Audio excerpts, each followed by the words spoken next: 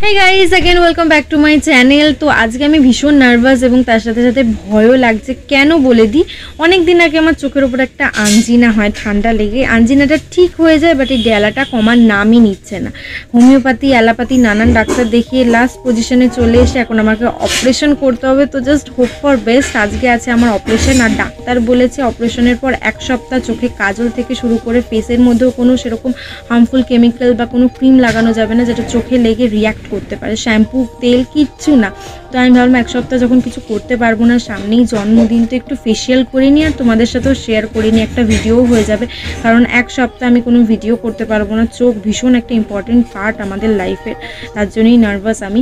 তো সবার ফেসটাকে আমি ক্লিন করে নিচ্ছি সেটাফিলের ক্লিনজার দিয়ে। সেটাফিল ক্লিনজার ভীষণ ভালো, সেটাফিলের শুধু ক্লিনজার কেন, ময়শ্চারাইজার সব কিছুই খুব ভালো, ডক্টররাও রেকমেন্ড করে।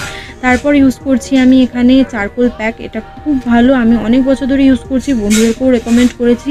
এটা লাগানোর পর কিছুক্ষণ রেখে দিই, তারপর যখন শুকিয়ে যায় এরকমভাবে টেনে টেনে পিল অফ করে দিচ্ছি। এটা স্কিনের যত ময়লা থাকে বা ডেড স্কিন সেলস থেকে শুরু করে লোমগুলোকেও অনেকটা পরিমাণে এটা তুলে দেয়। এটা তুলে নেওয়ার পর মুখটা ধুয়ে অলরেডি অনেকটা ফ্রেশ লাগছে। আর এইটা যেটা দেখছো এটার নামটা আমি ঠিক জানি না, এটা দিয়ে blackhead whiteheads remove করা যায়। স্কিনের মধ্যে সবারই কম বেশি ব্ল্যাক হেড হোয়াইট হেডস থাকে, প্রত্যেক বাইরে বেরোলে ধুলো ময়লা জমে জমে সেটা হয়, এটা ক্লিন করতে হয় প্রতিদিন ফেসিয়ালের থ্রু বা এরকম করে ক্লিন করলে সেটা অতটা থাকে না। তো আমার ফেসে অলরেডি অনেক পিম্পল হয়ে গেছে, আনইভেন টোন এবং ডার্ক সার্কেলও হয়ে গেছে। তো সেটার জন্য যদি তোমরা দেখতে না চাও আমাকে ক্ষমা করে দিও, আমার ফেসটা এখন এরকমই আছে। মেকআপ করলে সুন্দর লাগে, বাট এটা আমার উইদাউট মেকআপ কিচ্ছু না করা ফেস। তো দেখতে পাচ্ছ কীভাবে আমি হোয়াইট হেডসগুলো তুলছি। এই যে দেখো, আমি জুম করে ব্যাক ক্যামেরায় দেখিয়ে দিচ্ছি যে দেখতে এটা কীরকম লাগছে। দেখতে একটু নোংরা লাগছে অবশ্যই, এটা আমাদের স্কিনেরই পার্ট, তো কিছু করার নেই। এবার আমি ইউজ করব হচ্ছে চারকোল ফেস স্ক্রাব, ফেসটাকে এক্সফোলিয়েট করার জন্য। কিছুদিন আগে কলকাতায় গেছিলাম, ওখান থেকে এটা কিনেছি। এটা একদম নতুন প্যাক, এখনই আমি জাস্ট খুললাম। এর স্মেলটা দুর্দান্ত। আর চারকোল কিভাবে আমাদের স্কিনের জন্য ভালো বা কতটা উপকার করে সেটা আমরা সবাই জানি।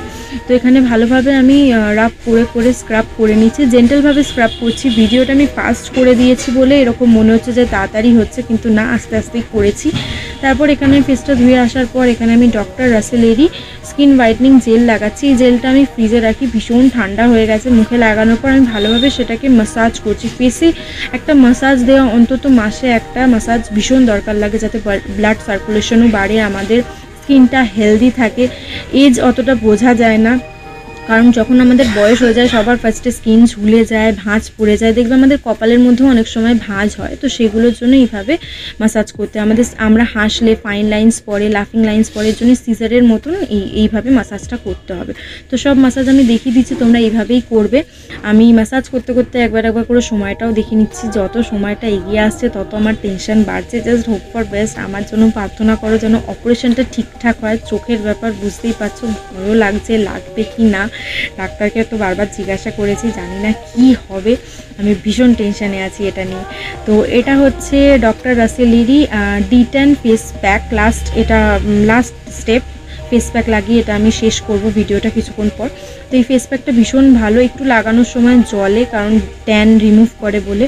তো ফেসে লাগানোর পর 20 মিনিট আমি বসবো। তো বসে তো থাকতে থাকতে আমার খিদেও পেয়ে যাচ্ছে টেনশনে, তো এখানে আমি খেয়ে নিচ্ছি। আমি খাচ্ছিলাম ভাত ভাজা, আগের দিনের ভাত ছিল, সেটাকেই নানান ভেজিটেবল ডিম দিয়ে ভেজে দিয়েছে। এখানে আমি চান করেও চলে এসেছি আর কুর্তিও পরে নিয়েছি, টোনার ইউজ করে নিলাম। আমার টেনশনে ঘামও হচ্ছে, তার সাথে সাথে নার্ভাসও লাগছে, তাড়াহুড়ো করছি। আর বেরোনোর সময় ভিডিও করা তাড়াতাড়িতে, আর তার সাথে সাথে রেডি হওয়া, এটা ভীষণ একটা বড় টাস্ক। যেহেতু আমি এক সপ্তাহ কোনো ভিডিও দিতে পারবো না, তাই ভাবলাম চলো এটাকেই শেয়ার করি।